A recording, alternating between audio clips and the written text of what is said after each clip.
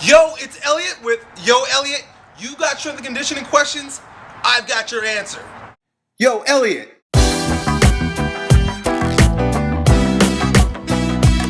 Now, today we've got a question from D-Topper48.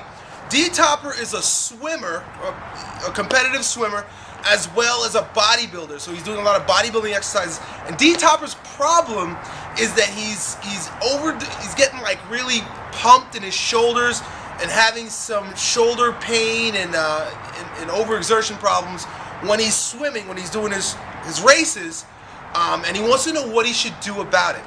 Well, here's the very first thing that you got to consider, that sports like swimming, like cycling, like long distance running, baseball, any sport where there's a repetitive movement over and over again. If this is your butterfly, I'm not a swimmer obviously, or if this is your stroke, there are repetitive movements that you're doing over and over and over and over again. Bicycling, you're just pedaling your freaking leg, whatever it is that you do, whatever sport that you're involved in, if it requires the constant repetition of a particular movement, you will develop what's called pattern overload.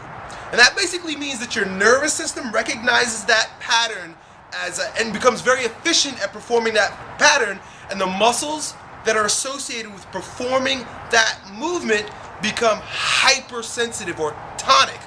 Oversensitive, overdeveloped, and hypertonic. That basically means those muscles, they react very quickly to any type of stimulus. It's just your body's way of becoming more efficient at your movement.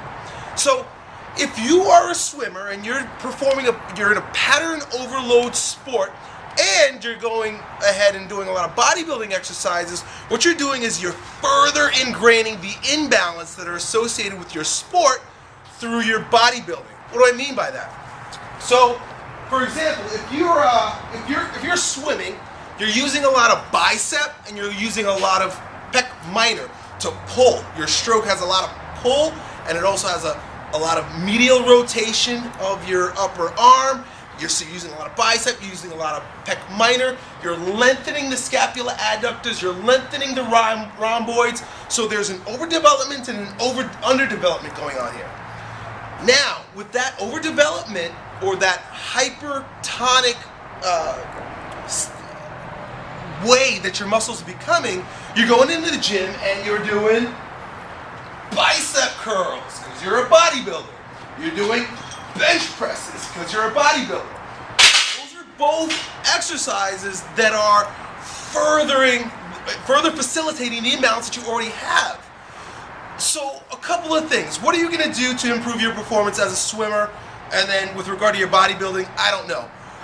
I'm a performance guy, so my suggestion would be discontinue the bodybuilding. It's really not serving you. I looked at your video, you're really not even like a huge dude, so I'm sure you're not winning any trophies. You're probably a better swimmer. You look like a swimmer than you are a bodybuilder. So I would say, first of all, my suggestion would be to just stop bodybuilding altogether. If you must bodybuild, what you've got to do is correct the imbalance, especially in the shoulders that are associated with the things that you're doing. That means you're going to have to stretch the pec minor, you're going to have to stretch the bicep like 5-6 times a day before you do your swimming, in between sets with your bodybuilding. Now, this may not be the most advantageous method for building muscle, but it'll keep your shoulders healthy. Best way is to stretch your shoulder, your pec minor in particular. So lean against the wall, something like this. Stretch your bicep. Best way to stretch your bicep is like this. I bet you if you do those two stretches, you're going to feel just a tremendous pull. Your upper trapezius is probably very tight. Stretch your neck out. And the complete opposite of the muscles that you're stretching are the muscles you need to strengthen to set your shoulders back into that instantaneous axis of rotation that you're probably thrown off with all the movements that you're doing. So you're going to need to do a lot of extension exercises.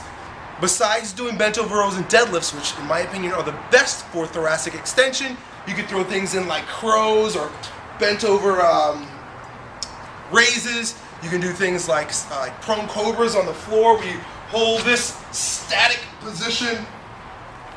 These are all things that you're going to need to do to set your shoulder back into its instantaneous axis of rotation so you don't have that pain anymore.